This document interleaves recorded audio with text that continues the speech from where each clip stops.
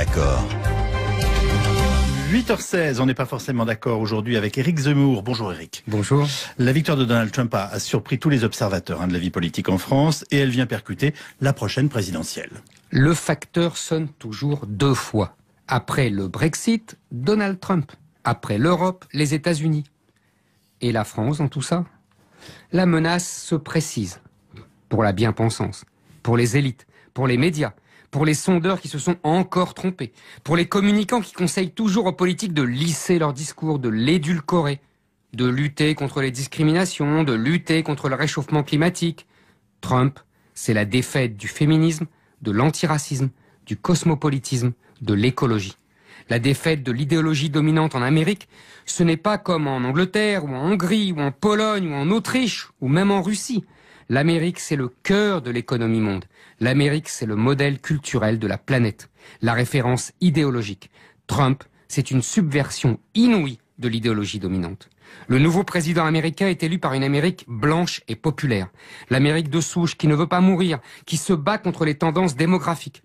Trump est le candidat des ploucs, des mâles blancs, des ouvriers. Le candidat de l'Amérique périphérique, dédaigné et méprisé par les grandes métropoles. Et vous trouvez que ça ressemble à notre pays, Éric? Nous avons nous aussi notre France périphérique. Marine Le Pen lui parle en priorité. Nicolas Sarkozy l'avait séduite en 2007. Ces deux-là peuvent se réjouir, mais pas trop vite. Nicolas Sarkozy a lui-même avoué sa préférence pour Hillary Clinton, dévoilant encore une fois ses contradictions. Marine Le Pen a raison de voir la légitimation de ses idées protectionnistes ou de sa méfiance pour le système ou la finance internationale. Mais Trump provoque délibérément là où Marine Le Pen veut dédiaboliser. Il assume le conflit quand Marine Le Pen tente d'apaiser. Il a proposé d'interdire l'entrée des musulmans en Amérique quand elle a déclaré l'islam compatible avec la République. Il est la cible des mouvements féministes et gays que Marine cherche à séduire.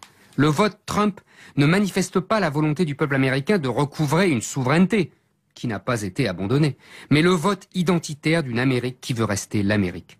La victoire de Trump va alerter tous les adversaires du Front National, les pousser à se rassembler, à s'unir. La victoire de Trump ne détruit pas le plafond de verre qui empêche l'accès de Marine Le Pen à l'Élysée. Elle le renforce, en tout cas à court terme.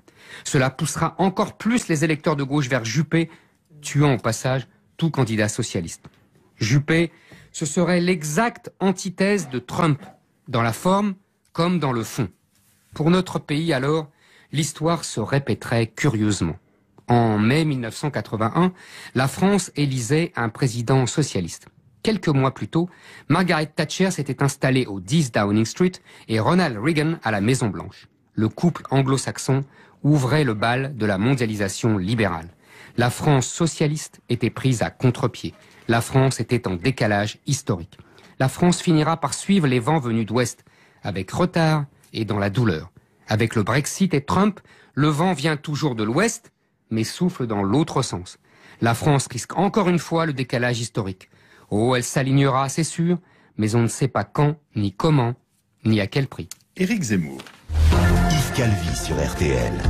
Va alerter tous les adversaires du Front National, les pousser à se rassembler, à s'unir. La victoire de Trump ne détruit pas le plafond de verre qui empêche l'accès de Marine Le Pen à l'Élysée. Elle le renforce, en tout cas à court terme. Cela poussera encore plus les électeurs de gauche vers Juppé, tuant au passage tout candidat socialiste.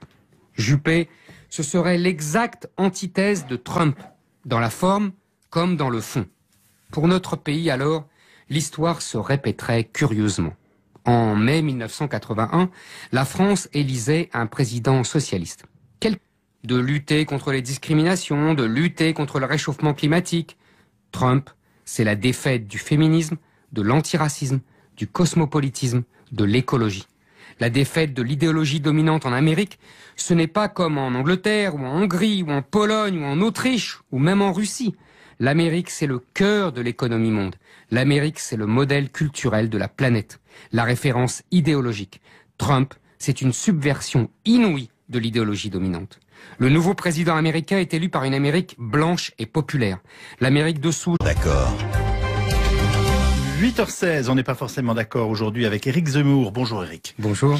La victoire de Donald Trump a surpris tous les observateurs de la vie politique en France et elle vient percuter la prochaine présidentielle. Le facteur sonne toujours deux fois.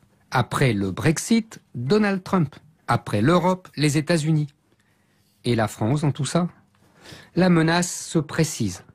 Pour la bien-pensance, pour les élites, pour les médias, pour les sondeurs qui se sont encore trompés, pour les communicants qui conseillent toujours aux politiques de lisser leur discours, de l'édulcorer, d'idées protectionnistes ou de sa méfiance pour le système ou la finance internationale.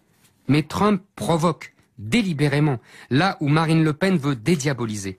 Il assume le conflit quand Marine Le Pen tente d'apaiser. Il a proposé d'interdire l'entrée des musulmans en Amérique quand elle a déclaré l'islam compatible avec la République. Il est la cible des mouvements féministes et gays que Marine cherche à séduire. Le vote Trump ne manifeste pas la volonté du peuple américain de recouvrer une souveraineté qui n'a pas été abandonnée, mais le vote identitaire d'une Amérique qui veut rester l'Amérique. La victoire de Trump, qui ne veut pas mourir, qui se bat contre les tendances démographiques. Trump est le candidat des ploucs, des mâles blancs, des ouvriers, le candidat de l'Amérique périphérique, dédaigné et méprisé par les grandes métropoles. Et vous trouvez que ça ressemble à notre pays, Eric? Ah, nous avons nous aussi notre France périphérique. Marine Le Pen lui parle en priorité.